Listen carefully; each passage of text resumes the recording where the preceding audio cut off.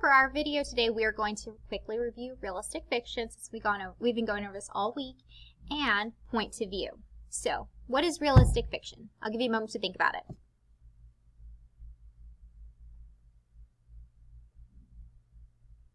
Okay, well, realistic fiction is stories that are made up but could really happen in real life, right? So, think about characters, setting, and events. Characters, the people, are going to act and talk like real people. Same thing for the animals. The animals are going to act and behave like real animals or pets.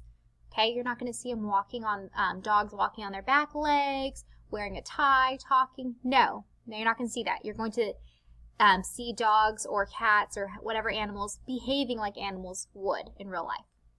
Then the setting is a place that could be real in today's world.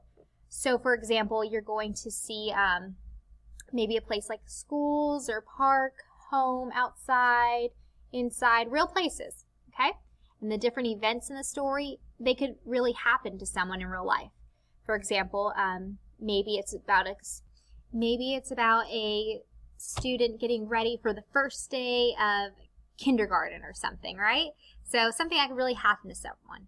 That's realistic fiction. It's made up, but it could really happen. So these different stories you're reading all week are realistic fictions. The stories are made up, but the different things in the story, the different events, characters, and setting, it seems like it could really happen, right? Okay, so next thing I want to go over with you is point of view. Go ahead and say that with me. Point of view. Good job. Point of view. Someone's point of view is the way he or she sees things happen. So ask yourself the question, who tells the story? Okay? So later on when we're reading our story, Sky's Color, ask yourself that question. Who's telling the story? So if a story is told from a first person, right here, first person point of view, that means a person who is in the book is telling it. So words you should look out for are I, me, my.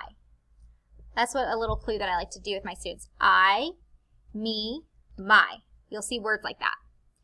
And also, if it's first person point of view, the narrator is going to be in the story. And a narrator is the person who tells the story.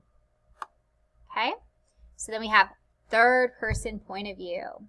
Third person point of view, a person who is not in the book is telling it. So look for words like he, she, they, okay? So what I like to do is whenever I'm teaching this, I like to point, for example, for he, I'll point to a boy and have everyone point to a boy. For she, I'll point to a girl and have everyone point to a girl. And then for they, do this for everybody, right? Okay, one more time. So first person point of view. A character in this story is telling it. So if their character's telling it from inside the story, then that's the narrator. And you'll look for words like I, me, my. Okay? And then if you have third person point of view, the person telling the story is not in the book. And you're going to look for words like he, she, and they. Okay? So let's think back to yesterday's book, Maybe Something Beautiful. Remember this book? Okay, so I just opened it up and I'm looking for an example. So right here, they decorated sidewalks with poetry and shine, and everyone danced. Together they created something more beautiful than they had ever imagined. This one, this page. All right, so just by reading that, do you think this is first person point of view or third person point of view? Third person point of view. Why? Well, we kept hearing the word they for one thing. And another thing is a person who is in the book is telling it. Is the person who is in the book telling the story? No. As we keep reading, you would notice that none of the characters from the story are telling it. None of the characters, which means this is third person. A person who is not in the book. So no characters from this book are telling it. Someone outside the book. See the example? Outside. And we keep seeing the word they and he and she.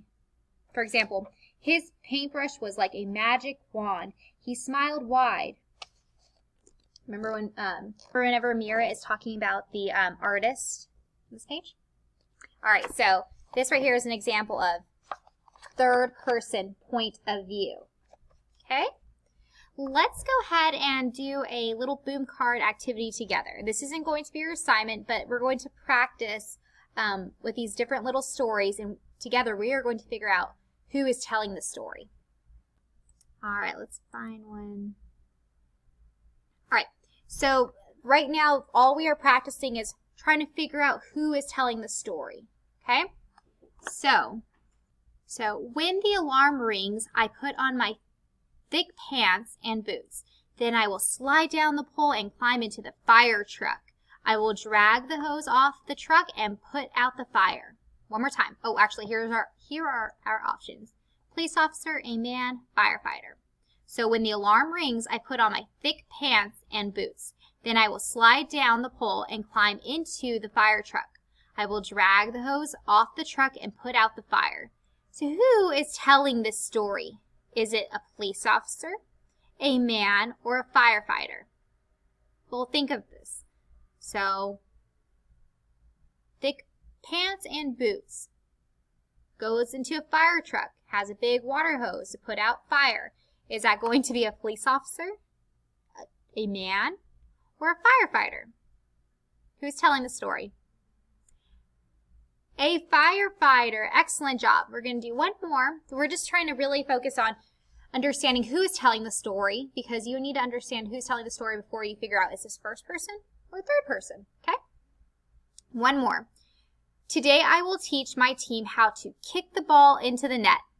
As they arrive to the field, I will give them each a black and white ball. Then I show them how to kick the ball into the net. Your options are a coach, a team, or a teacher. Today I will teach my team how to kick the ball into the net. As they arrive to the field, I will give them each a black and white ball. Then I show them how to kick the ball into the net. Is that a coach, a team, or a teacher who's telling this story? So, a team. Does that make sense, a team? It says, I will teach my team. Is that a team saying that about a team? That doesn't make sense. Now, is that a teacher's job to show a team how to play kickball? Or is that a coach's job to show his team, his or her team, how to do a sport, activity, whatever they're learning? It's a coach's job, right? Good job. All right, so that's us practicing figuring out who is telling a story. Now I want to go back to our poster and talk one more time about third person and first person point of view. I'm going to read you something, and then we're going to figure out whether or not that story is third person point of view or first person point of view. All right, one more time. First person point of view, a person who is in the book, so that's the narrator, is telling the story. So whoever is telling the story, it's a character in the book, and you're going to see words like I, me, my. Okay? That's first person. Third person point of view, a person who is not in the book is telling it. So you're going to look for words like he, she, they. Okay? So remember, third person, it's not a character in the book. First person, do this with me. Third person, not a character in the book. Okay? First person, it is a character in the book. Okay? See how this character is in the book and this person is not in the book? All right, let's go over these words real quick. Point of view. Your turn. Good job. Describes how readers experience a story either through a character in the story, which is first person, or an outside narrator, which is the third person. Narrator, the person who tells the story. So if the narrator is in the story, it's first person. I know this seems a little bit confusing, but don't worry. We're actually going to look at an example and figure out whether or not it is first person or third person. So right here, I have the story. Max's music. We've actually read this before. Max's music. Max loved flutes. He loved the beat of a drum. Max loved all kinds of instruments, so one day he put parts together to make something new. He called it a music max. Max played the music, Max, and it sounded great. So he went out to find a band to join, but no band wanted a music, Max. They all said it was just too odd. So what are we have the word he and they. And I told you if you see the word he and they, that is a good clue that what? This is third person point of view or first person point of view. Let's go back to our little poster. He, she, they. He, she, they. A person not in the book.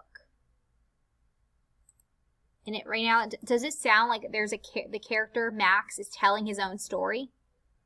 No. Max loved flutes. So it sounds like somebody else outside the book, right? So that's going to be first person or third person point of view? This story is an example of third person point of view. We know this because we see the word he many times and we see the word they. But also, it doesn't sound like Max is telling his own story, does it? No, it sounds like someone outside the book is telling his story. Okay? So this is a little example of third person point of view. Remember, look for those words, he, she, they. That's third person. The person is outside the book. Then you have first person point of view, which is I, me, my, and it's a character inside the book. Okay? So that's just a little example of point of view. All right, I hope you enjoyed today's little video.